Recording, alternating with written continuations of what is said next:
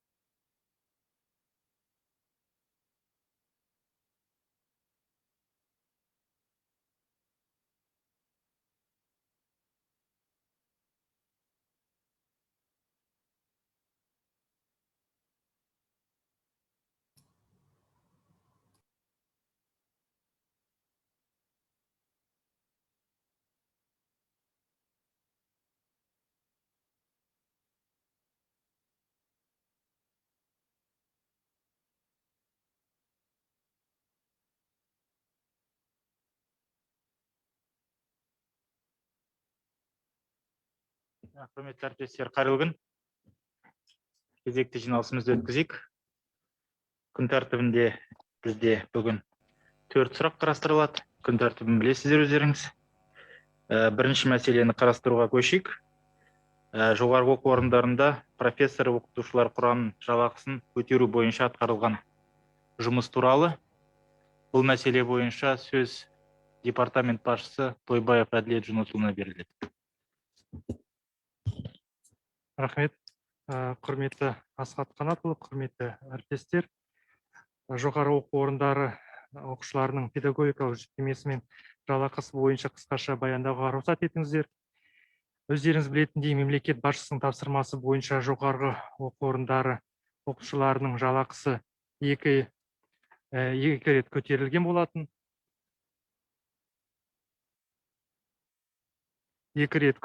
болатын.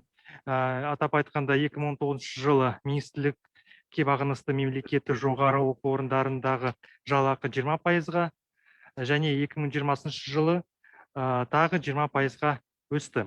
Дегенмен қабылданған шараларға қарамастан бірнеше жоғарғы оқу орындарында жалақы мөлшері әлде жеткіліксіз деңгейде болып қалуда.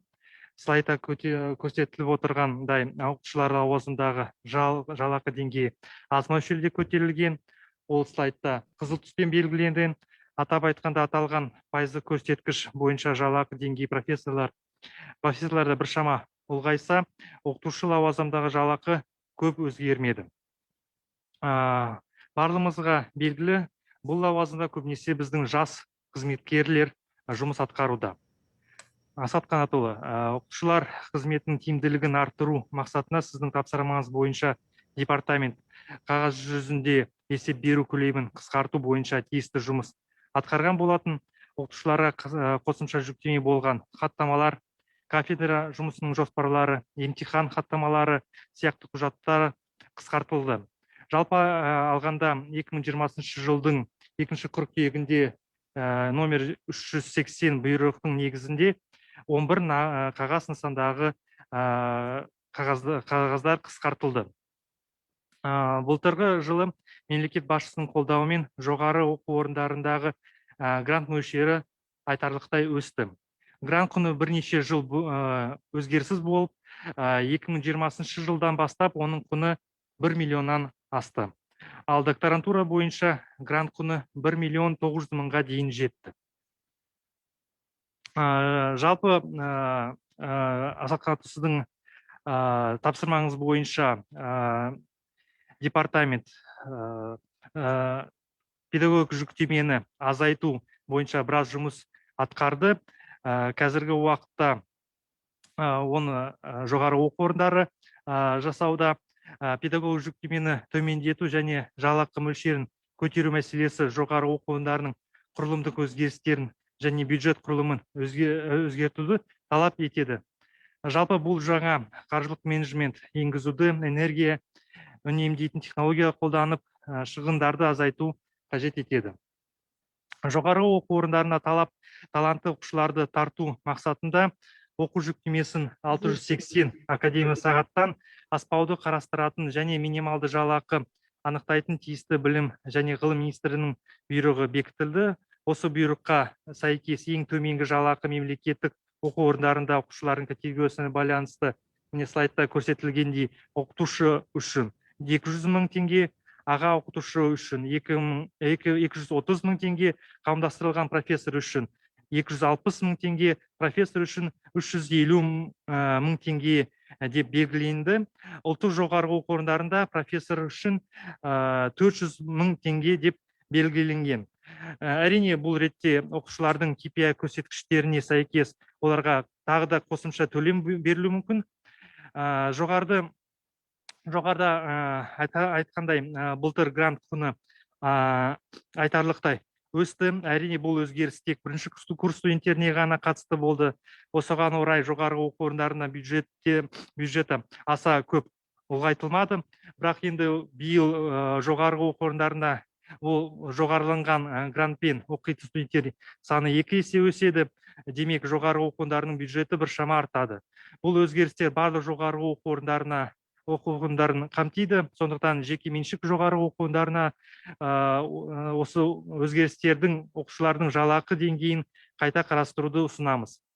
Осыған орай білім және ғылым министрлігіне бағынысты мемлекеттік жоғары оқу орындарының басшылары министрдің бұйрығын орындау мақсатында 2021 жылғы 1 қыркүйекке дейін осы бағытта тиісті жұмыс атқару қажет. Бұл шара жоғары оқу орындарында жоғары білікті мамандарды тартып, білім сапасын арттыруды қамтамасыз етеді деп сенеміз. Назарыңызға рахмет. Рахмет. Түсінікті, құрметті әріптестер, мемлекет басшысының тапсырмасын сапалы әрі уақытылы орындауымыз қажет. Бұл тапсырманы барлықтарыңыз өздеріңіз естіген болатынсыздар. Мемлекет басшысы тиісті тапсырманы берді. Енді әрине де ең басты мәселелер жалақының өсуі, жүктеменің азаюы және қағазбастылықты азайту мәселесі. Біз сапа дейміз, бірақ осы сапаны жөнге келтіру үшін, сапаны көтеру үшін біз әрине де жаңағы мен айтқан 3 мәселені шешпесек, онда ешқандай сапа болмайды. Әртүрлі жақсы, уақытылы, қажетті реформаларды жүзеге асырып жатырмыз. Бірақ осы жалақының мәселесін шешпесек, жүктемені азайтпасақ, қағазбастылықты азайтпасақ, бұның бәрінің тиімділігі өте төмен болатыны сөзсіз. Сондықтан бұл мәселені біз бұл шешімді қабылдадық. Бұл әрине де нақты біздің осы ведомство қарайтын университеттерге тиесілі бірінші кезекте. Бірақ десек те, басқа да, мысалы, ауыл шаруашылық министрлігіне қарасты, мәдениет министрлігіне қарасты, басқа да министрліктерге қарасты университеттерде осы мәселені қарастырып, тиісті шешім қабылдайды деп ойлаймыз. Осындай ұсынысты да мен енгіземін.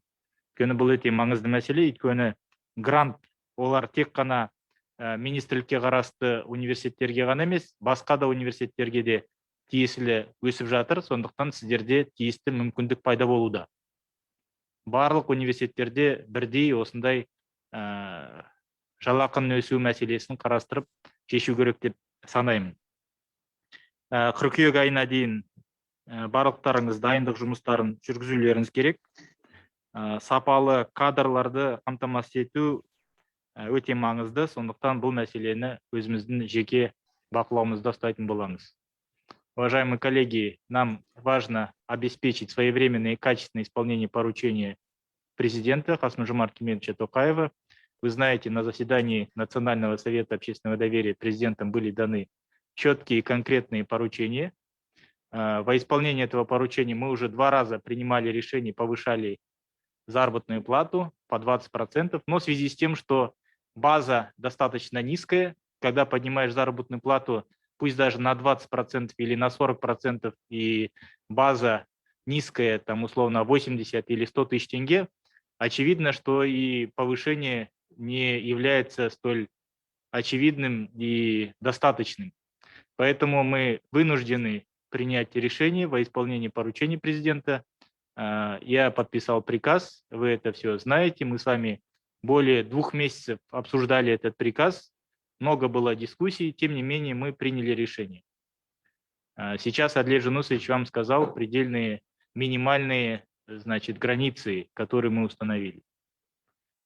Конечно, многие коллеги, наверное, будут говорить о том, что есть управленческая автономия, финансовая автономия, но здесь мы не превышаем и никоим образом не нарушаем все эти установленные нормы, потому что мы, как единственный акционер в данном случае, выступаем, и как единственный акционер, соответственно, обязаны формировать политику, в том числе по оплате труда.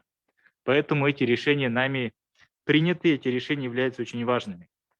И вот мы проводим очень много важных и нужных реформ и по академической самостоятельности, по расширению, по управленческой самостоятельности, много других решений, но все эти реформы не будут эффективными, если мы не решим три важные задачи. Первое – это повышение оплаты труда преподавателей, второе – это снижение нагрузки, и третье – это снижение отчетности.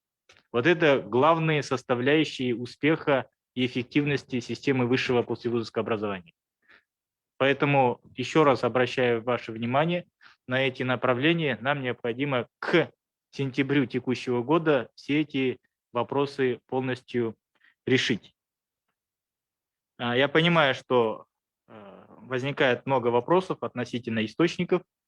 Именно поэтому мы дали время соответствующее. В прошлом году мы повышали заработную плату, но в прошлом году у нас только первые курсы.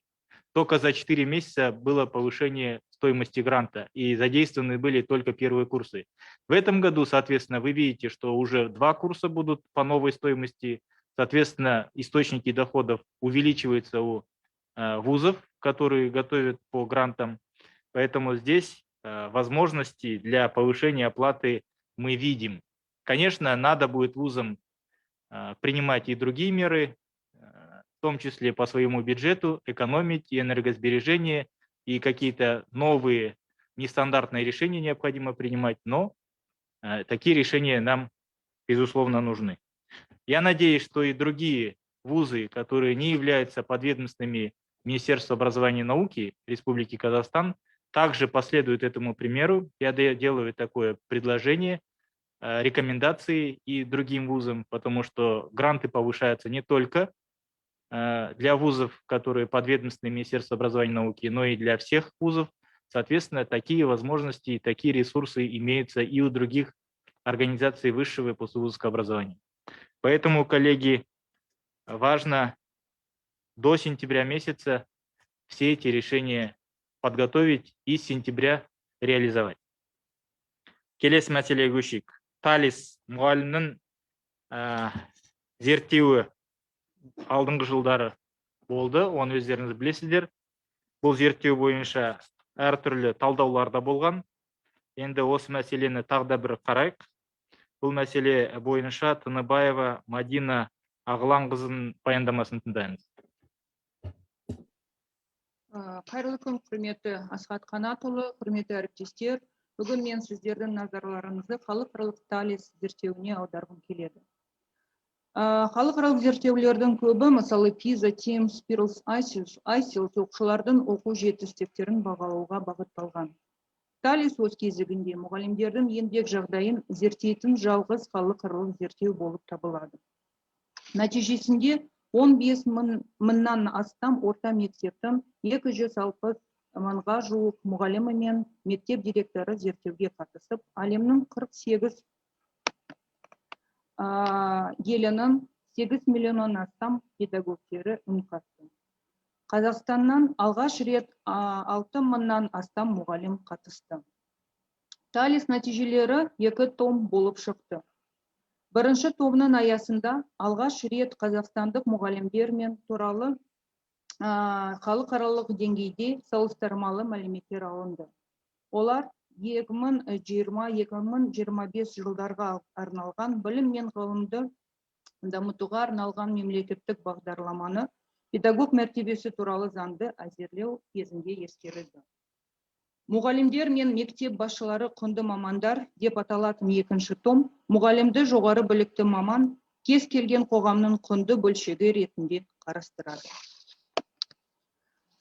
Экспертами ОСР проведен метаанализ накопленных знаний о педагогической профессии. Что вообще означает профессионализм учителя? ТАЛИС определяет учительство как профессию, в основе которой лежит 5 столпов. Первое – это знания, навыки, включающие начальную подготовку и профессиональное развитие. Второе – это карьерные возможности, которые включают в том числе и трудовые отношения, обеспечивающие безопасность и гибкость профессии. Третье – это культура сотрудничества, которая основана на коллегиальных профессиональных сообществах, которые обеспечивают возможности для сотрудничества, обратной связи и укрепления профессиональной практики. Четвертое – это ответственность и автономия, которыми учителя и руководители школ пользуются в своей повседневной работе в принятии решений и принятии профессиональных суждений. И последнее – это престиж и статус учителя. Данные, полученные в рамках исследований, действительно легли в основу в принятии очень важных государственных решений. И в последние несколько лет финансовые составляющие профессии учителя были во многом решены. Тем не менее, по мнению многих исследователей, профессия учителя должна быть не только финансово, но и интеллектуально привлекательной. И когда мы говорим об интеллектуальной привлекательности профессии, мы говорим о том, чтобы в школе был создан такой климат, который бы способствовал взаимодействию между учителями, их благополучному сосуществованию и работе.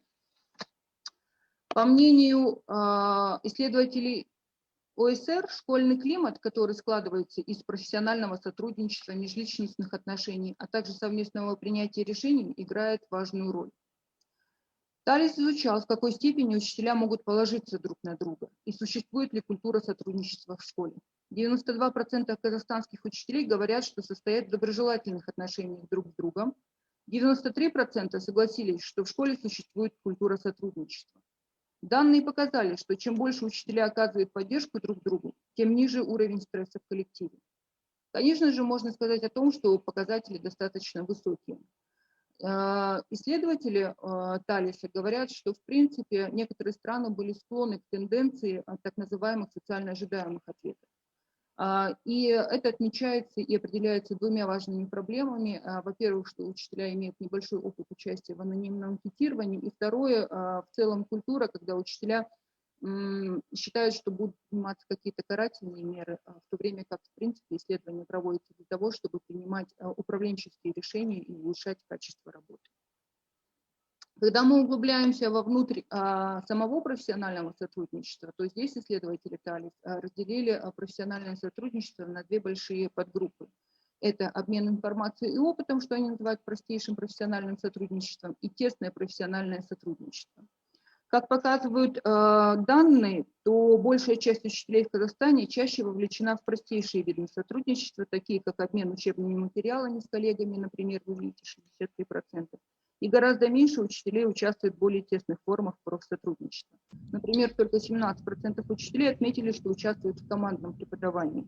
Хотя командное преподавание признано одним из более глубоких форм сотрудничества между учителями, учитывая высокую степень взаимозависимости при подготовке материалов, при проведении урока и совместной ответственности за класс. В целом, командное преподавание с опытными коллегами связано с более высоким уровнем самоэффективности и удовлетворенности работы у учителей. Вопрос автономии и лидерства учителя. Директора отметили, что здесь директора отмечали, насколько ответственны учителя в принятии определенных решений. Здесь хотелось бы обратить внимание на такой аспект, как выбор учебных материалов для использования в учебном процессе. Только треть учителей готовы нести ответственность по этому аспекту. Хотя, в принципе, эта работа регламентированная, и учителя вправе выбирать ресурсы материалы, которые будут способствовать более эффективному достижению. Понятно, что руководство играет ключевую роль в развитии культуры сотрудничества в школе. Директорам был задан вопрос о степени необходимости в профессиональном развитии по 11 направлениям. Казахстанские и зарубежные директора на первое место по степени необходимости поставили тему развития сотрудничества между учителями, что в принципе коррелирует с ситуацией в школе, которую я показала раньше, о том, что учителям необходимы навыки для создания более тесных профессиональных взаимоотношений.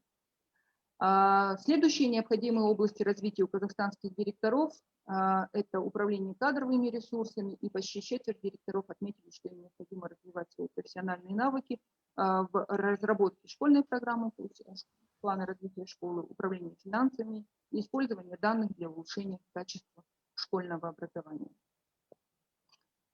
Следующий важный момент – это то, что Талис показал, что казахстанские директора проходят подготовку по управлению школой и педагогическому лидерству, как правило, после вступления в должность. В Казахстане доля директоров, прошедших подготовку по управлению школой после назначения на должность, составляет 67%, в странах ОСР 33%. Что, в принципе, еще раз подчеркивает актуальность и необходимость создания программы по подготовке кадрового резерва руководителей организаций образования. В целом, конечно же, это только лишь некоторые аспекты и результаты исследования Талис, но, в принципе, эти данные могут быть использованы многими организациями образования. Здесь я вот только отметила это. Управление и отделы образования могут использовать данные при выстраивании культуры профессионального взаимодействия педагогов на уровне школы, при оказании поддержки вновь назначенным руководителям организации образования. Педагогические вузы и колледжи при совершенствовании образовательных программ подготовки педагогов, при определении тематик магистерских и докторских диссертаций, потому что это средние показатели, и, в принципе, можно проводить дополнительные исследования, так называемый вторичный анализ статистических данных для того, чтобы понять причины данных показателей. Организации повышения квалификации педагогов могут использовать результаты Талиса при разработке образовательных программ, курсов повышения квалификации, посткурсовой поддержки, при выстраивании траектории профессионального развития каждого педагога. Отчеты и базы данных доступны для скачивания на сайте УСР для исследователей, то есть это достаточно открытые данные. Сейчас уже на сайте есть национальный отчет, первый том, в этом году мы опубликуем второй том. Еще хотелось бы отметить, что мы уже, информационно-аналитический центр, начал подготовку к следующему циклу исследования, который пройдет в 2024 году. Как и в 2018 году мы будем привлекать организации при разработке вопросов национального характера, то есть анкета предполагает от 8 до 10 вопросов по национальным вопросам. И здесь, Асхат Канатович, мы уже можем включить вопросы, которые позволят оценить эффективность принятых мер. И организации повышения квалификации и университеты могут принять в этом участие. Здесь ссылки на отчеты на сайте ОСР и на сайте информационно-аналитического центра. У меня все. Спасибо за внимание. Рахмет, құрметті әріптестер. Кімде Мадина Ағыланқызына сұрақтар бар? Қосымша бар ма? Асхат Қанатұлы, рұқсат болса, қайырлы күн, құрметті әріптестер. Мен осы мұғалімнің білім сапасы, білім беру сапасына байланысты бірнеше мәселеге білім басқармаларының назарын аударғым келеді. Біріншіден, мұғалімдердің білім беру деңгейі бойынша екі басты мәселені бір-бірімен байланысты екі мәселені айтқым келеді. Бұл білім берудің сапасы және оқушы білімінің сапасы. Екі көрсеткіште тікелей бірінші кезекте мұғалімнің еңбегіне байланысты. Осы орайда жасалып жатқан жұмыстар және күтілетін жұмыстар туралы өздеріңізге жеткізгім келеді. Жалпы оқушы білімнің сапасы бүгінгі күні барлық қоғамның да педагогикалық әлеуеттің де үлкен талқылауында болып отырған мәселелер. Сыртқы бағалау ретінде біз PISA, TIMSS, ICELS және басқа да көрсеткіштерді айтатын болсақ, ол жерде Қазақстанның алатын орны, ол жерде көрсеткіштер, жеткізуге тиісті индикаторлардың барлығын сіздерден бұрын осыған дейін де талқылаған болатынбыз. Алдағы уақытта осыған байланысты заңға енгізілген тиісті өзгерістерге байланысты биылғы 21 жылдан бастап, келесі оқу жылынан бастап, оқушылардың білімдерін мониторинг жүргізу жұмысы басталатын болады. Бұған байланысты білім және ғылым министрлігінің сапаны бақылау комитеті бүгінгі күні тиісті ережелерді дайындады. Осыған байланысты мектептерде мониторинг жүргізу жұмысы бұл бірден-бір оқушы білімінің қазақстандық сыртқы бағалау жүйесі болады. Сондықтан қазіргі күні оқушы білімін бағалау, мына жаңартылған білім беру мазмұнына байланысты күнделікті формативті қалыптастырушы бағалаумен жүргізіліп, және 90 бойынша және бөлімдер бойынша жиынтық бағалау арқылы бағаланатын болса, бұл мұғалімнің өзінің ішкі бағалауы. Бұл мектепішілік бақылау. Одан басқа мектептің білім бөлімінің, директорлердің білім бойынша орынбасарлары, ішкі мектепішілік бақылау жұмыстарын жүргізеді. Бүгінгі күні Білім және ғылым министрлігінің бекіткен бұйрығына сәйкес 130 бұйрықты өздеріңіз білесіздер, мектеп ішілік бақылау жұмыстарының жүргізілетін белгілі тәртібі бар. Сондықтан әрбір білім мекемесінің, мектептердің завучтары, білім меңгерушілері осы мәселеге басты назар аударуы тиіс. Одан кейін барып біздің тиісті жергілікті жерлердегі аумақтық департаменттер қараған кездерінде мониторинг жүргізу барысында осы бағалаудың қаншалықты бүгінгі күні сәйкес келіп отырғандығына басты назар аударылатын болады. Оқушының білімін бағалауды мұғалім қалай бағалады? Мектептің өз ішкі тәртіп ережесіне байланысты қалай бағаланды, және мониторинг жасау кезінде департаменттер осы жұмысты қарап, оқушының білімін сырттай бағалайтын жүйеге қалыптастыру бойынша жұмыстар жүргізілуде. Осы жұмыстар келесі оқу жылының 1 қыркүйегінен басталатын болады.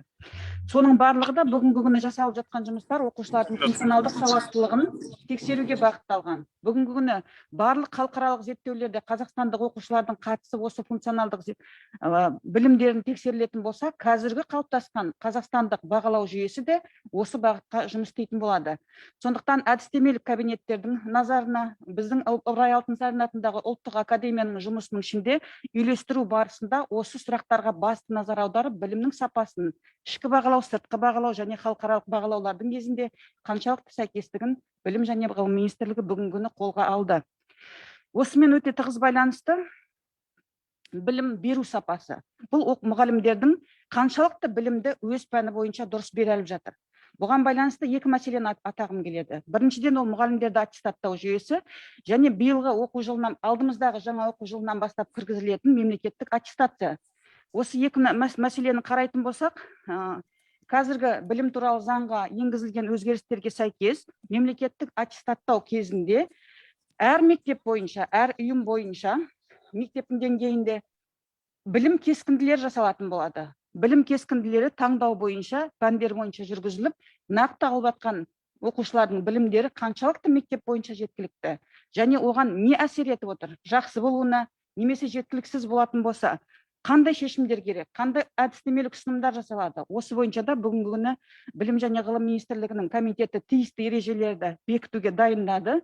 Осыған байланысты әр мектепте өз жұмысын қараған кезде де білімнің мектептің ішіндегі сапасына не әсер етіп отыр? Осыған байланысты тиісті нақты ұстанымдар қабылданып, әр мектеп бойынша тиісті жұмыстарды мына жергілікті департаменттер сапаны қамтамасыз ету және білім басқармалары бірігіп, әдістемелік кабинеттермен бірге үйлесімді жасау жұмыстарын қазірден бастап жоспарлауға тиіс.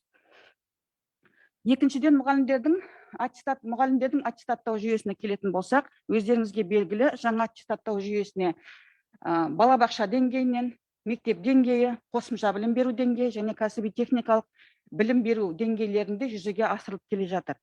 Осы тұста айта кететін мәселе, бүгінгі күні мұғалімдердің нәтижелері алаңдаушылық тудырады. Бүгінгі күні, мысалға, қазіргі күні осы жаңа жыл басталғаннан бергі қорытындыларға тоқтайтын болсақ, мына 13.430 мұғалім бүгінгі күні өздерінің біліктілерін дәлелдеп көрсетті. Бұл деген барлық жалпы тапсырған мұғалімдердің 40%. Осының ішінде жеке-жеке әр өңір бойынша тиісті талдауларды Білім және ғылым министрлігінің тестілеу орталығы толық аналитиканы дайындады. Осыған байланысты әрбір білім басқармасы, әрбір әдістемелік кабинеттер қарап, мұғалімдердің деңгейін әр мектеп бойынша қарап, оларды жетілдіруге байланысты қандай жұмыстар жүргізуі тиіс? Осы мәселені де басты назарға алу тиіспіз. Бүгінгі күні өрлеу біліктілік орталығы мұғалімдердің курстарын дайындаумен қатар, мұғалімнің кәсіби өсу жұмысында қолға алды. Соған байланысты әрбір әдістемелік кабинеттер өрлеу біліктілікті арттыру институтымен бірге мұғалімдерді кәсіби дамыту жұмыстарын қолға алуы тиіс. Өйткені бұл жерде де қарастыратын мәселелер бар. Егер де мұғалімдердің сапалық құрамына тоқтайтын болсақ, бүгінгі күні мұғалімдердің тек қана 3,2% жоғарғы білімнен кейінгі магистрлік деңгейлері бар. Бұл өте жеткіліксіз деңгей. Осы мұғалім мәртебесіне байланысты, педагог мәртебесі туралы заңға байланысты мұғалімдерге тиісті үстемақы да қарастырылған. Сондықтан әрбір білім басқармасы, білім бөлімдері және әдістемелік кабинеттер мұғалімдердің кәсіби даму жұмысын жүргізген кезде осы мәселеге де басты назар аударғандары тиіс. Бір алаңдататын мәселе бұл Алматы облысы және Атырау облысы, Түркістан облыстарында бүгінгі күні сырттай оқып жұмыс істеп жүрген мұғалімдердің саны да бар. Сондықтан осы мәселеге басты назарды аударып, мұғалімдердің тиісті білімдерімен мектептерде жұмыс істеуін және сапалы білім беруін қамтамасыз етуге тиісті. Осы мәселелер мұғалімдердің бүгінгі күнгі сапалық деңгейі және оны әрі қарай жетілдіру бойынша тиісті білім және ғылым министрлігінің республикалық мекемелерімен сапаны қамтамасыз ету департаменттермен бірігіп жасайтын жұмыс траекториясын анықтауды қажет етеді. Рахмет. Жақсы, түсінікті. Рахмет. Енді құрметті әріптестер, Талис зерттеуі бойынша дайындалған слайдтар мен осы талдауды барлық білім басқармаларына, білім бөлімдеріне, мектеп басшыларына жеткізуіміз керек. Өте құнды ақпарат бар ішінде. Шын мәнінде біз мектептің дербестігін кеңейту бойынша, жалпы дербестік беру бойынша бұл жұмысты біз дамытуымыз керек. Жаңа зерттеу көрсетіп отыр ғой, шын мәнінде осы мектепке дербестік беру, осы бағдарлама бойынша өзіне дербестік беру, академиялық дербестік беру мәселесі өте маңызды болып тұр қазіргі уақытта. Және де талдаудың көрсеткені бойынша біздің директорлардың тиісті потенциалы бойынша да сұрақтар бар. Оларды алдын ала курстардан өткізу бойынша, тиісті басшылыққа дайындау курстарынан өткізу бойынша үлкен ақаулары бар екені көрініп тұр. Сондықтан осы мәселелерге және де басқа да нәтижелерге көңіл аударып, тиісті жұмысты ұйымдастыруымыз қажет екені сөзсіз. Уважаемые коллеги, необходимо, во-первых, Мадина Аглановна, предоставить всем регионам, управлениям образования, директорам школ все эти слайды, анализ, более расширенный формат у вас есть. В связи с форматом сегодняшнего совещания вы ограничены были регламентом. Вот весь этот анализ необходимо предоставить нашим коллегам и директорам школ. Это раз. Второй вопрос. Мы видим по результатам анализа, что есть необходимость расширять автономию школ. Эту работу мы должны проводить и поощрять и развивать самостоятельность и творческий подход самих педагогов. Вот если мы говорим, сами же сейчас видели, несмотря на то, что у педагогов есть возможность использовать разные учебные пособия, тем не менее очень небольшой процент только тех, кто пользуется этими подходами, этими возможностями. То же самое можно сказать в целом о самостоятельности, о творческом подходе, об автономии организации среднего образования. Поэтому это то направление, по которому мы должны дальше большую работу проводить. Ну и анализ показал необходимость проведения подготовки директоров по управлению, по лидерству, специальных курсов. Поэтому вот сегодня у нас активно участвует в нашей работе и центры Орлев. Всю эту работу мы с вами будем организовывать. Тогда басқа да нәтижелері бар. Осы нәтижелерді қарап, жұмысымызды ары қарай пайдалануымыз қажет.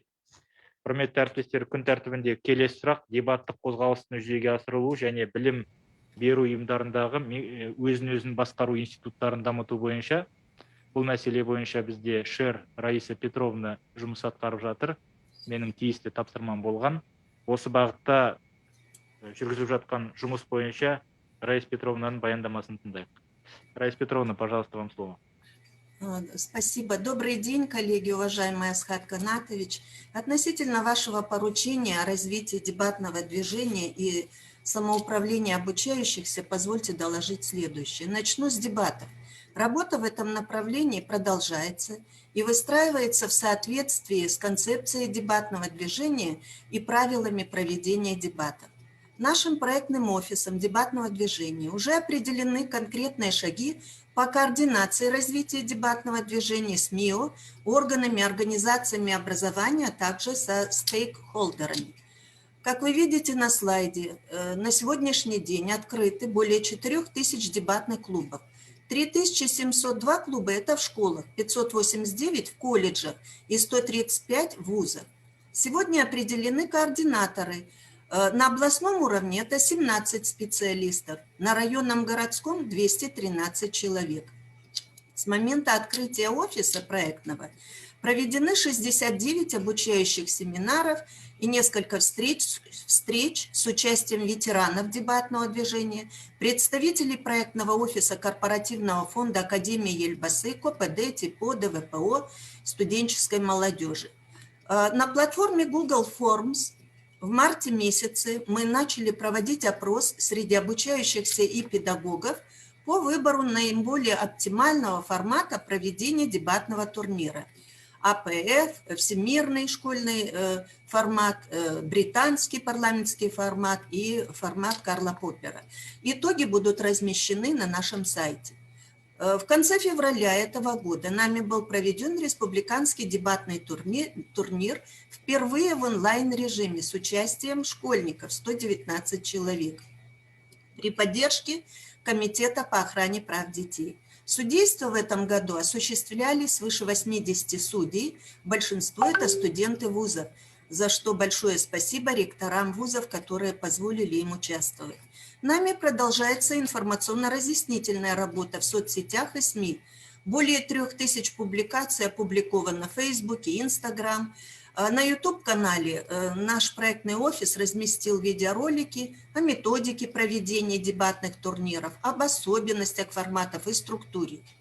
Помимо созданных чатов в WhatsApp, проектный офис открыл телеграм-канал по дебатному движению, который на сегодняшний день посещают 1749 специалистов. Как я уже говорила, нами ведется планомерная работа по взаимодействию с представителями акиматов, маслихатов, вузами, колледжами, ветеранами дебатного движения и другими стейкхолдерами. Изучается опыт работы различных информационных площадок, ну, например, такие как Торнаман в Алматы, Астанинский альянс дебатеров, Алматинский дебатный центр и другие. А вот в Павлодарской и Актюбинской областях, городах Нур-Султан, Алматы, практикуется опыт проведения дебатных турниров не только среди школьников, но уже и среди педагогов. Что касается школьного самоуправления, то согласно концепции данного проекта нами проводится следующая работа. Несколько слов я хотела бы остановиться и на этом. Помимо того, что созданы различные чаты, мы за короткий период провели 15 обучающих вебинаров и встреч для 1500 методистов, специалистов отделов образования, замдиректоров по воспитательной работе, педагогов и вожатых. Совместно с Комитетом по охране прав детей продолжается информационно-разъяснительная работа по проведению выборов школьных парламентов. Но в НОБД анализ показывает, 4733 школы имеют свои собственные органы школьного самоуправления. Это маслихаты, различные министерства, акиматы, парламенты, детские движения и другие виды. Вот в связи с этим нами проводится разъяснительная работа со всеми координаторами на местах о необходимости приведения органов школьного самоуправления в соответствии с нашей концепцией проекта о школьных парламентах. И сегодня мы уже начали изучать опыт работы действующих школьных маслихатов и парламентов 9 регионов: Акмолинская, Атырауская, ВКО, ЗКО, СКО, Жамбылская, Карагандинская области, города Нур-Султан и Алматы. Но для успешной реализации вот вышеназванных проектов по дебатному движению, школьному самоуправлению мы предлагаем, во-первых, структурным подразделениям нашего министерства, КДСО, КПД, ДВПО, ТИПО, во-первых, предусмотреть во всех образовательных программах курсов повышения квалификации темы по обучению педагогов дебатам как педагогической технологии, поскольку у нас не предусмотрены пока специальных курсов по дебатному движению, и это является как бы предложением наших ветеранов дебатного движения. Во-вторых, ежегодно необходимо обеспечивать проведение республиканских дебатных турниров, слетов лидеров школьных парламентов организации образования. Мы уже ко дню первого президента с Хадканач намерены провести первый республиканский слет лидеров школьных парламентов организации образования.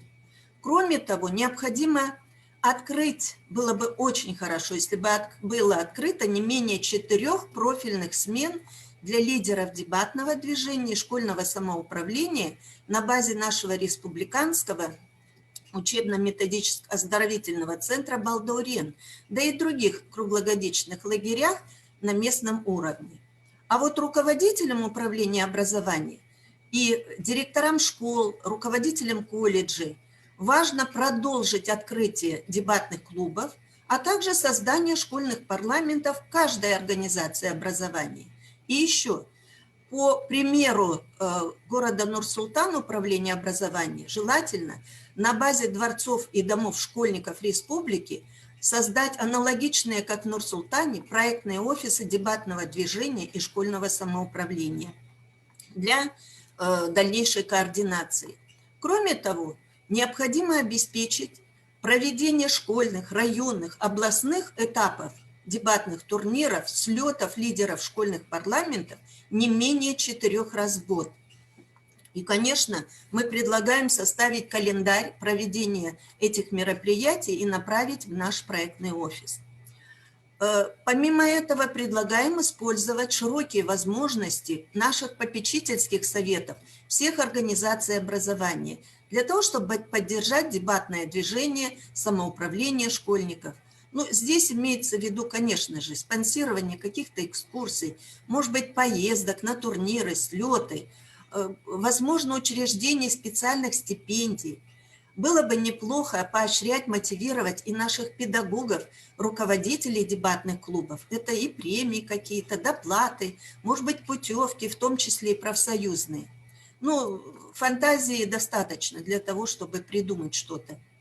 А вот районным и городским отделам образования мы рекомендовали на наших вебинарах и встречах в период с 10 по 17 марта провести установочные семинары для всех заместителей директоров по воспитательной работе о проведении выборов в школьные парламенты. Для этого мы направили формат проведения примерный. А в период с 17 по 30 марта уже важно определить состав школьного парламента. Информацию об участниках, кандидатах в состав такого школьного парламента, а также выдвигаемые детьми программные тезисы, их социальные инициативы, конечно, нужно разместить на сайте организации образования или же на официальных страницах в соцсетях. До 20 мая текущего года необходимо провести выборы в школьные парламенты по единому формату, обращаю внимание на это, с регистрацией кандидатов и с презентацией их программ. А за день до выборов нужно обеспечить запрет предвыборной агитации. Другими словами, это день тишины. Ну и информация, конечно, должна быть размещена также на сайтах школ или на страничках в соцсетях. И еще, ректорам вузов хотелось бы попросить их о том, что необходимо все-таки обеспечить во всех вузах необходимые условия для организации работы студенческих дебатных клубов. Вот мы в ЯНУ мы увидели, прямо выделили помещение, Асхат Канатович, все условия создали. Также было бы здорово обеспечить взаимодействие наших высших учебных заведений, колледжей со школами через создание так называемого студенческого десанта на основе волонтерской помощи школам в развитии дебатного движения и школьного самоуправления. А вот в целях стимулирования студентов-дебатеров вот за такую полезную, общественно полезную деятельность желательно на местах рассмотреть возможность их мотивации, поощрения, ну, в виде каких-то там кредитов, не знаю, повышения размера стипендий и других каких-то мер. И последнее. Мы просим предусмотреть льготные ректорские гранты для победителей и участников областных, республиканских, международных дебатных турниров, школьников и студентов колледжей. Вот так кратко я хотела доложить Асхат Канатович о той работе, которую проводим мы на сегодня. Благодарю за внимание. Жақсы, рахмет. Раиса Петровнаға кімнің қандай сұрағы бар? Жоқ. Енді құрметті әріптестер, үш жобаны біз айтып отырмыз. Айтып келе жатырмыз, оны білесіздер.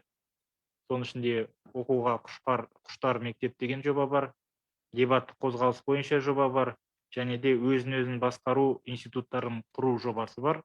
Осы үш жоба біз үшін өте маңызды. Бұл үш жобада менің тікелей бақылауымда өзім осы үш жобамен айналысудамын. Сондықтан барлықтарыңызды осы үш жобаны да жан-жақтан қолдауларыңызды сұраймын. Өздеріңіз тікелей қатысып, осы жобаларға араласуларыңызды да сұрап отырмын. Әр білім беру ұйымдарында осы өзін басқару ұйымдары болу керек, дебат қозғалыстар болу керек, және де оқуға құштар мектеп жобасы бойынша белсенді жұмыс болу қажет. Ең бастысы әрине де науқаншылық болмау керек, көз бояушылық болмау керек, санды көрсеткіштерден сапалы көрсеткіштерге көшуіміз керек. Бізде 5000, 6000, 7000 клубтар деп айтқаннан ешқандай пайда болмайды. Сол егер 1000 клуб болса, 500 клуб болса, соның біздің ең бастысы сапасы керек. Соған балалар шын көңілімен, шын ниетімен барып, қатысып, ойнап, білімдерін дамытса, бізге басқа ештеңе қажет емес. Сондықтан осы мәселелерге де сіздердің көңілдеріңізді аударғым келеді. Осы жобалар бұл деген функционалды сауаттылықты дамытудың маңызды тетігі, және де құқықтық саяси мәдениетті дамытады, бір-бірімізге деген сенімділікті ары қарай дамытады, біздің жалпы қоғамымыздағы әлеуметтік капиталды дамытатын сөзсіз. Сондықтан бұл өте маңызды бастамалар, осы бастамаларды ары қарай қолдап дамытатын боламыз. Мамыр айының соңында осы сұрақтарды және де осы қысқа мерзімде қол жеткізген нәтижелерді тағы да бір мәрте қарап, сонда әр өңірлер бойынша, ұйымдар бойынша жұмыс қалай жүріп жатыр деген мәселені бөлек қараймыз. Әзірше біз бұның алдында қарадық, бүгін қарап жатырмыз, ақпарат ретінде беріп жатырмыз. Бұдан кейін нақты кім қандай жұмыс істеді деген сұрақтарды да сұрайтын боламыз. Уважаемые коллеги, очень хорошие и важные проекты. Вот 3 проекта: это читающая школа, это дебаты и это развитие органов студенческого школьного самоуправления. Раиса Петровна у нас активно занимается 2 проектами. И по проекту «Читающая школа» у нас задействован Центр учебники и Национальная академия образования. Вот все эти 3 проекта являются очень важными для в целом системы образования, для Министерства образования и науки Республики Казахстан. Обращаю ваше внимание еще раз на этот аспект. И эти проекты на моем личном контроле, но при этом очень важно избежать компанейщины, каких-то, как сказать, количественных показателей, не гнаться за цифрами. Пусть у нас будет 10 клубов, 100 клубов, 1000 клубов дебатных, но при этом главное, чтобы там дети с удовольствием занимались, действительно были задействованы, чтобы мы создали им необходимые условия. Речь идет только об этом. Поэтому, коллеги, я надеюсь, что все руководители и вузов, и колледжей, управления образования, отделов образования активно подключатся и подключились уже к этой работе. Раиса Петровна надо держать дальше на контроле. Вы организовываете эту работу, помогаете, проводите много обучающих семинаров. В свое время дебатное движение очень хорошо развивалось у нас в стране. Сейчас мы также хотим развить, поднять на достаточно высокий уровень. То же самое по читающей школе, то же самое по развитию органов студенческого и школьного самоуправления. Это, в конце концов, это и развитие функциональной грамотности, это повышение политической и правовой культуры наших детей. В конце концов, это вопросы, которые напрямую влияют на социальное самочувствие наших граждан, на развитие доверия и на развитие социального капитала. Поэтому в мае мы еще раз вернемся. Если в прошлый раз на аппаратном совещании и сегодня мы в целом заслушали информацию, как идет данная работа, центр нам докладывал, то в конце мая, ближе к июню, мы уже будем слушать наших коллег о том, как эта работа организована на местах. Жарайды, түсінікті, құрметті әріптестер, келесі күн тәртібіндегі сұрақ адамның үйлесімді даму институты қоғамның жұмысы туралы осы ұйымның басшысы Калачева Ирина Владимировнаға сөз беремін. Ирина Владимировна, пожалуйста. Спасибо, Асхат Канатович. Здравствуйте, уважаемые коллеги. Я хочу сказать, что мое выступление обращено сегодня ко всем участникам совещания. Ведь нравственно-духовное образование – это наша общая цель, объединяющая идея деятельности всего педагогического сообщества. Возьмем, к примеру, организации среднего образования. Они готовят обучающихся к поступлению в вузы и колледжи. От качества обучения зависит, какие студенты придут осваивать выбранную профессию. Эта цель также важна и для высших учебных заведений, и для организаций технического и профессионального образования. Какие специалисты будут трудиться на благо нашего общества по завершении обучения? Смогут ли они своим профессионализмом сделать страну сильной, процветающей? Будут ли они связывать свою профессию со служением? Смогут ли создать семью, успешно взаимодействовать в трудовом коллективе? Возможности подготовки человека к жизни в семье, коллективе и обществе содержатся в программе нравственно-духовного образования самопознания. Сегодня самопознание, сегодня программа – это национальный образовательный ресурс, помогающий создать целостную систему воспитания и обучения. Я подчеркиваю, слово «воспитание» стоит на первом месте. Обеспечиваю гармоничное интеллектуальное и нравственно-духовное развитие детей и молодежи. Введение программы в закон об образовании и утверждение плана и реализации на 19-22 годы Министерством образования и науки Республики Казахстан обозначили не просто важнейший этап в развитии нравственно-духовного образования в стране, но необходимость каждого руководителя системы образования рассматривать программу как важнейший нормативный документ, на основе которого выстраивается вся система образования. Исторический путь программы самопознания начался с научного поиска, разработки психолого-педагогических основ ее содержания, продолжился этапом эксперимента. Я хочу подчеркнуть, в эксперимент включилось 184 организации образования всех уровней, а затем в 2010 году внедрение предмета самопознания в образовательную систему страны. Далее стало понятно, что необходимо интегрировать ключевые идеи программы во все сферы деятельности организации образования, причем организации образования всех уровней. На базе 24 пилотных организаций образования в 2014 году был реализован пилотный проект, который доказал успешность новой парадигмы образования, когда не только предмет самопознания, а и вся учебная, внеучебная деятельность, сотрудничество с родителями, дополнительное образование рассматривались с точки зрения выявления ценностного потенциала, заложенного в содержании каждого из этих направлений. В 2014 году 24 пилотные организации образования стали базовыми, а в 2017 году открылась сеть новых пилотных организаций образования. В 2021 году базовыми организациями образования стали уже 72, то есть в каждом регионе есть базовая организация образования, а новых пилотных организаций образования стало 84.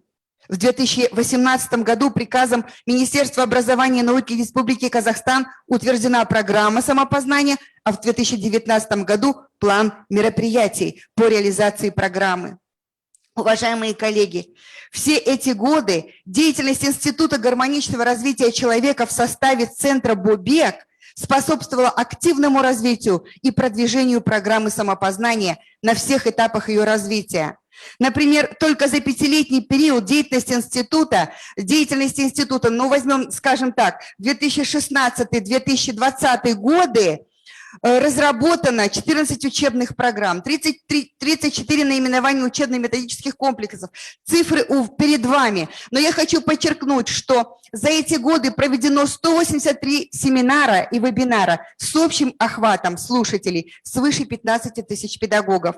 Наверное, сегодня эти цифры не кажутся столь убедительными, поскольку мы можем общаться в интернет-пространстве, и я чуть позже скажу об этом. Но для того времени, когда мы трудились в живом общении, это очень важные показатели.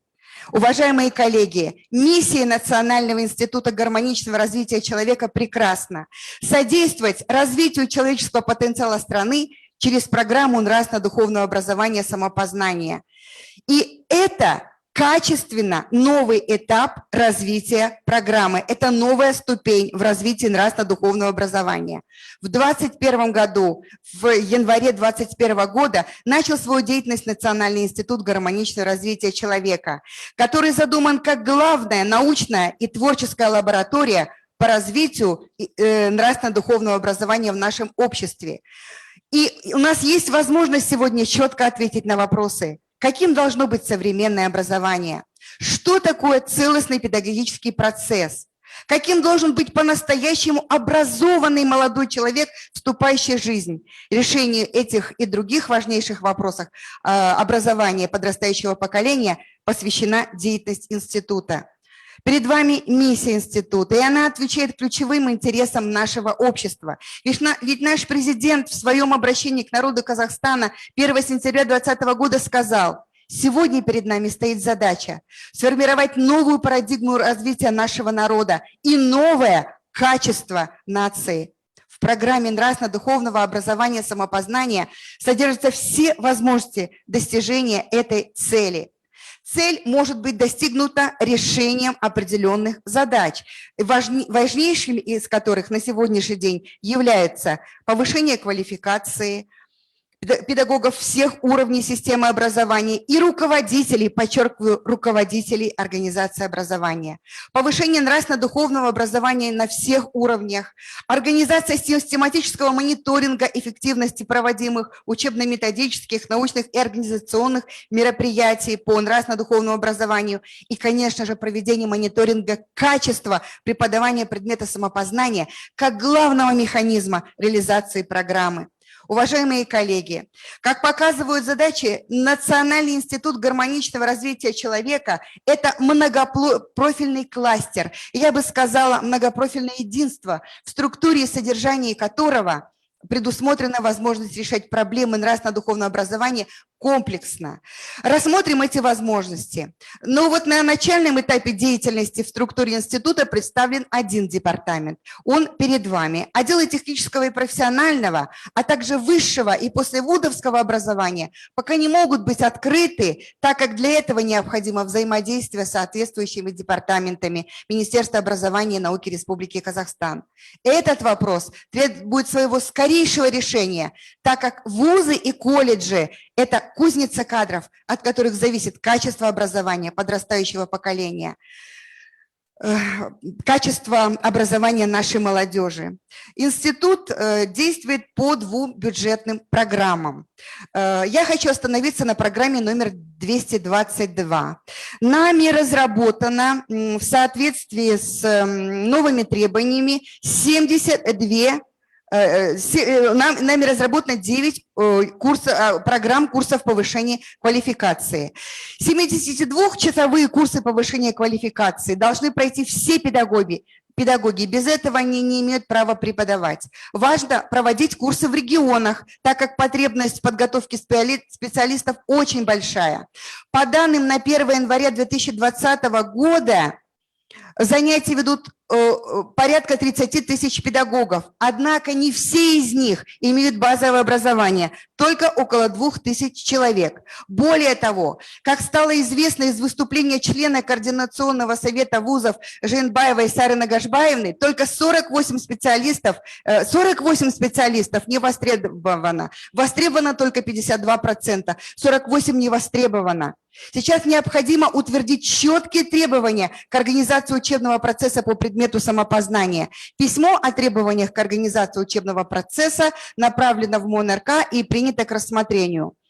Подготовка недостающего количества специалистов по самопознанию решается за счет курсов повышения квалификации. И главной лабораторией повышения квалификации педагогов по программе самопознания является Национальный институт гармоничного развития человека. В настоящий момент планово обучается в течение 2021 года 730 слушателей. Это педагоги и руководители организации образования. Мы планируем увеличить это число за счет филиалов, открытие которых планируется в апреле текущего года. Однако это касается только педагогов дошкольного и общего среднего образования. Вопрос об обучении педагогов колледжей и вузов, так же, как и открытие отдела высшего и послевузовского образования, требует своего решения. Программы повышения квалификации для педагогов этих уровней нами разработаны. Стратегическое планирование в направлении повышения квалификации педагогов всех уровней образования включает представленные на слайде цифры. Считаю необходимым подчеркнуть, что повышение квалификации на курсах по программе нравственно-духовного образования самопознания способствует развитию не только узкопредметных компетенций, а дает понимание интеграции ключевых идей программы во все направления деятельности организации образования и дает возможность слушателям овладеть способами совершенствования системы воспитания и обучения на основе общечеловеческих ценностей, а также стремление к нравственно-духовному совершенствованию, что считается на сегодняшний день важнейшим условием профессионального роста педагога. Вот обратите внимание на эту схему. Систему воспитания и обучения вот мы можем представить в виде такого рисунка. И посмотрите, в центре этой схемы стоит управление учебно-воспитательным процессом. Программа самопознания стала основой целостного педагогического процесса организации образования. И ключевым словом является слово «интеграция». Возвращаясь к курсам, хочу сказать, что важность интеграции идей программы самопознания во все области, во все направления деятельности организации образования – это важнейшая задача. И поэтому тот студент, который оканчивает среднее специальное учебное заведение, высшее учебное заведение, он может реализовать эти идеи в ту деятельность, которую он организует, в ту преподавательскую учебную деятельность, которую он может организовать. И очень важно правильное управление учебно-воспитательным процессом, которое происходит в процессе прохождения курсов. Вот 18 марта 2021 года обучение до таких курсов начали и завершили, 18 марта завершили 100 человек. Это директора школ и их заместители. Вместе с тем, понимание этой проблемы, то есть правильное понимание организации учебно-воспитательного процесса, вообще организация всей системы образования на основе общечеловеческих ценностей важна также руководителю управления образования, руководителям Министерства образования и науки Республики Казахстан и подведомственных структур. Возникает вопрос, а как обучить эти категории слушателей? Для решения задач интеграции программы нравственно-духовного образования самопознания в целостный педагогический процесс мы предлагаем организовать через их сетевое взаимодействие. Вот это необходимый на сегодняшний день шаг, коллеги, сетевое взаимодействие, которое, конечно же, предполагает участие абсолютно всех департаментов Министерства образования и науки Республики Казахстан, комитета среднего, дошкольного и среднего образования, комитета высшего и послевузовского образования, департамента технического и профессионального образования, потому что именно это будет способствовать обеспечению успешности сетевого взаимодействия. Цель сетевого взаимодействия – это создание условий для непрерывного развития профессиональных компетентностей педагогических кадров, содействующих повышению качества нравственно-духовного образования. Вот на следующем слайде представлена цель, состав, формы и методы управления сетевым взаимодействием. И хочу подчеркнуть роль региональной рабочей группы, в состав которой входят тренеры, педагоги, обладающие необходимыми навыками взаимодействия в сетевом сообществе и также инновационными способами интеграции общечеловеческих ценностей в учебно-воспитательный процесс. Нормативно-правовое обеспечение осуществляет комитет дошкольного и среднего образования. Ключевым, ну скажем так, успехом, ключевым условием успеха сетевого взаимодействия, конечно же, является сотрудничество. Нами разработан план мероприятий по усилению интеграции программы нравственно-духовного образования самопознания в учебно-воспитательный процесс, организация образования республики на 2021-2024 годы. И вопросы сотрудничества уже в этом году стояли на заседании мартовского Республиканского совета. По этим вопросам, по вопросам сотрудничества приняты решения. Но я хотела бы особо остановиться на вопросах сотрудничества с высшими учебными заведениями. Ведь серьезной проблемой является подготовка учителей с базовым образованием. Я хочу подчеркнуть, их только на сегодняшний день преподающих, конкретно преподающих, только около 2000. И, естественно, важно понимать, что вузы при этом обладают академической самостоятельностью. Они самостоятельно определяют содержание своих образовательных программ. И поскольку НАО, Национальный институт гармоничного развития человека, является разработчиком и правообладателем программ по предмету самопознания, очень важно тесное взаимодействие в этом вопросе. Нам необходимо сотрудничество в подготовке учителей самопознания. Мы предлагаем провести анализ образовательных программ вузов по специальности социальная педагогика и самопознание в части самопознания и разработать рекомендации по содержанию образовательных программ по специальности социальная педагогика и самопознание в части самопознания. В плане мероприятий сетевого взаимодействия не отражены вузы. Вот я только что на предыдущем слайде представляла вам схему сетевого взаимодействия.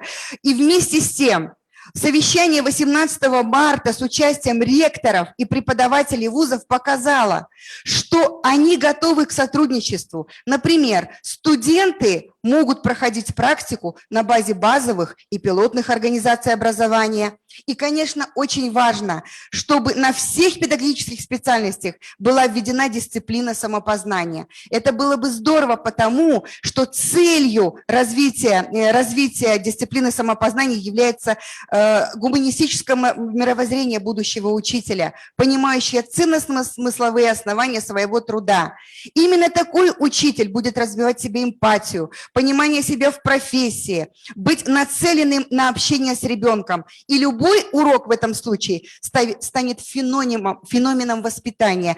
Вот, коллеги, и тогда разговоры об интеграции, они будут уже очень конкретными, они будут предметными, потому что педагог, изучающий самопознание при подготовке к будущей профессии, он сможет понимать, как важно верить в своего ученика и помочь своим предметам, своей учебной дисциплиной раскрыть его истинное предназначение. Также считаем необходимым осуществить интеграцию содержания программы нравственно-духовного образования в некоторые дисциплины педагогического цикла. Логично интегрировать содержание программы с педагогическими дисциплинами, рассматривающими вопросы теории и методики воспитания. Решение перечисленных вопросов возможно лишь в тесном и эффективном сотрудничестве организации высшего образования с Национальным институтом гармоничного развития человека.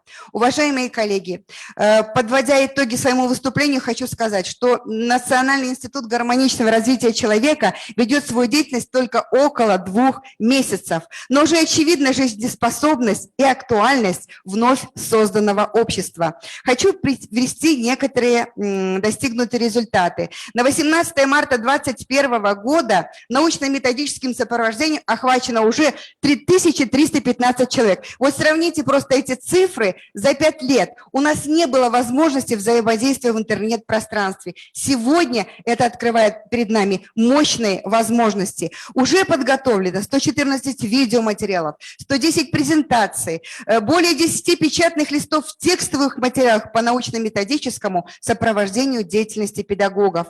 Успешно функционирует YouTube-канал автора программы нравственно-духовного образования Саралпыс Кызы, на который загружено 42 видеоматериала в целом.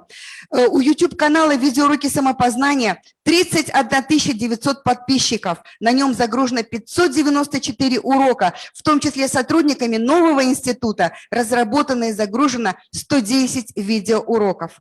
За первые месяцы деятельности института разработано 6 методических рекомендаций, касающихся деятельности базовых и пилотных организаций образования.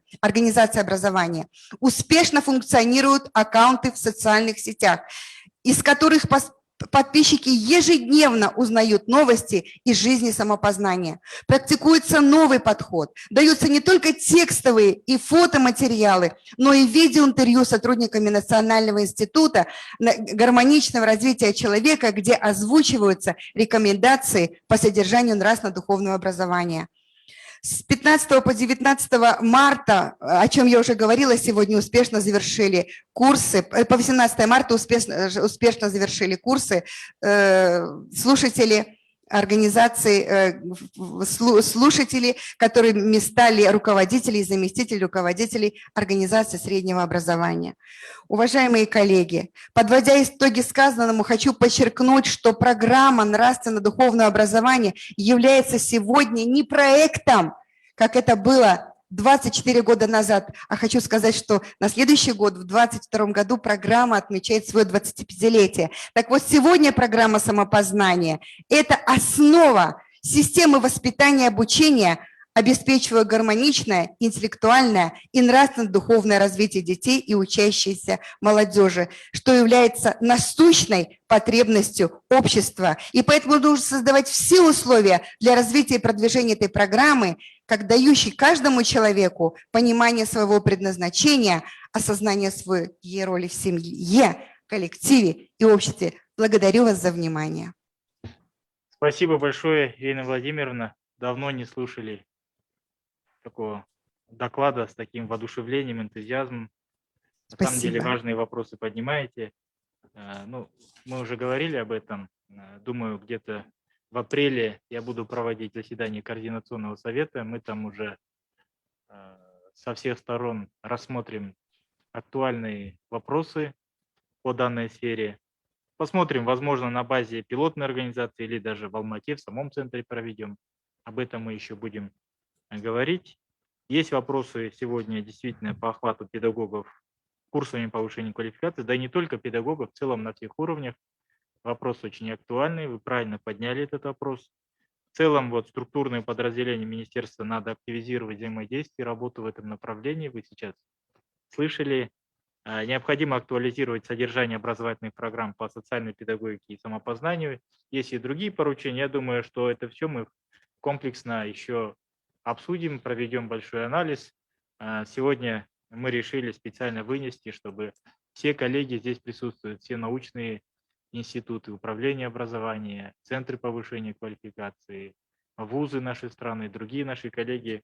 Я думаю, было очень полезным эти вопросы сегодня обсудить. Құрметті әріптестер, осымен трансляцияны аяқтайық. Күн тәртібіндегі басты мәселелер қарастырылды.